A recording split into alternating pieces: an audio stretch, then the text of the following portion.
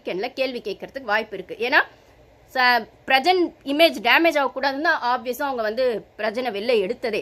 நல்ல அவன் பேர் நல்லா இந்த வாரம் போயிட்டு இருக்கும்போது அவரை வெளில எடுத்ததுக்கே காரணம் அதானும் போது இந்த இடத்துல சாண்ட்ராக்கு தெரிஞ்சிச்சுன்னா பிரஜனை பற்றி இவங்க 2 பேரும் பேசுறதோ இல்லை திவ்யா சாண்ட்ரான்ற விஷயங்களை எதையாச்சும் அலப்பறையாக பேசிட்டா வீக்கெண்டில் வந்து சேது சார் வந்து கேள்வி கேட்பாருங்கிறதுக்காகவோ அது அநேகமாக அந்த விதத்தில் வாய்ப்பாக இருக்கலாம் அப்படின்னு சொல்லும்போது என்ன பேசினாலும் நீங்கள் மைக்கில் பேசுங்க, என்ன பேசினாலும் நீங்கள் மைக்கில் பேசுங்கன்னா அடல்ட் கண்டென்ட் பேசுறதுக்காகவே மைக் கரெக்ட் வச்சுட்டு ஒரு சிலர் பேசினாங்க. அதெல்லாம் இது ஏன் பிக் பாஸ் கேள்வி கேட்கல? ஏன் முந்தானேத்து எனக்கு வேற இங்கே US time India time confuse ஆகுது. 2 நாள் முன்னாடி லைவ்ல என்னமோ இந்த கமருதீன் அரோரா பேசும்போது எனக்கு பாருவை விடவும் நீதான் முக்கியம் அப்படின்னு கமருதீன் சொன்னதை உண்மைன்னு எத்தனை பேர் ஒத்துக்கிறீங்க?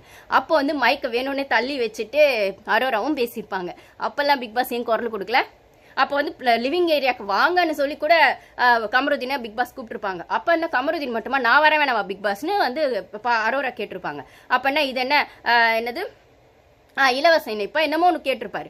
அப்போ அவங்க எல்லாரையும் தான் கூப்பிடுனா அதுக்கு என் பேரை சொல்லியிருக்கலாம்ல நீங்கள். அது என்ன கமருதீனை மட்டும் சொன்னீங்க, அரோரான்னு சொல்லியிருக்கலாம், வந்து வா அரோரான்னு சொல்லியிருக்கலாம்ல, என் பேரை சொல்லியிருக்கலாம்ல அப்படின்னு சொல்லும்போது அப்போது ஒரு அட்வான்டேஜை வந்து பிக் பாஸ் கிட்ட இருந்து அரோரா எடுத்துக்கிறது இருக்குல்ல, அது உங்களுக்கு பிடிச்சிருக்கு. ஸோ கொஞ்சம் பேசுனா உங்களுக்கு பிடிச்சிருக்கு. உங்களை வந்துட்டு அப்படியே ரொம்ப பெருசாக தாளாட்டணும்னு நினச்சிக்கிட்டே இல்லைனா உங்களுக்கு ஒரு ஹைப்பு கொடுத்துட்டு தன்னோட கேமை ப்ரிவிலேஜாக மாற்றிக்கணும்னு நினைக்கிற விக்ரம் பேசுறது உங்களுக்கு பிடிச்சிருக்கு. ஸ்ட்ரெயிட் டு த பாயிண்ட் வந்து பண்ணுற விஷயங்களோ இல்லைனா இந்த கேமை நான் வாங்குற சம்பளத்துக்கு பண்ணுறேன்னு சொல்கிற பார்வோ உங்களுக்கு பிடிக்கல.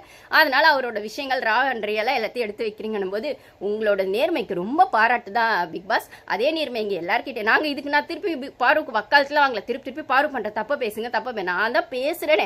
போன வீடியோ ஃபுல்லாக கூட பேசினேன். அவளுக்கு நான் வக்காலத்துலாம் வாங்கல, அவள் செஞ்சது சரி தப்புக்குள்ள நான் வரவே இல்லை. அது தப்பாவே இருந்தாலும் அந்த தப்பை யாருமே அந்த வீட்டில் செய்யலையா, இல்லை இவ்வளோ கேம் ஆடின அவளுக்கு இது தெரியாதா, அவ ஏன் செஞ்சா அப்படின்னு கொஸ்டின்குள்ள அந்த யோசனைக்குள்ள போங்க. இல்ல பிக் பாஸ்க்கு இதெல்லாம் ஒரு பெரிய விஷயம்னா இதை விட பெரிய விஷயம்லாம் நடந்திருக்கு. அப்பெல்லாம் நீங்க வந்துட்டு எதுவுமே சொல்லல. கனி கேப்டன்சியில் இருக்கும்போது நைட்டில் மைக்கை கட்டி வச்சுட்டு நிறைய பேர் அந்த தப்பாக பண்ணுறாங்க, அது நடக்காமல் பார்த்துக்கோங்கன்னு சொன்ன அன்னைக்கு நைட்டு கனி, ஆதிரை, ரம்யா, எஃப்ஜே எல்லாம் கனி தலை ரூமில் உட்காந்து ஏன் சபரி உட்பட 3rd வீக் 2nd வீக் கனி எப்போ கேப்டன் ஆனாங்க அப்போவே பேசினாங்களே. அப்போல்லாம் ஏன் நீங்கள் பிக் பாஸ் சொல்லலை?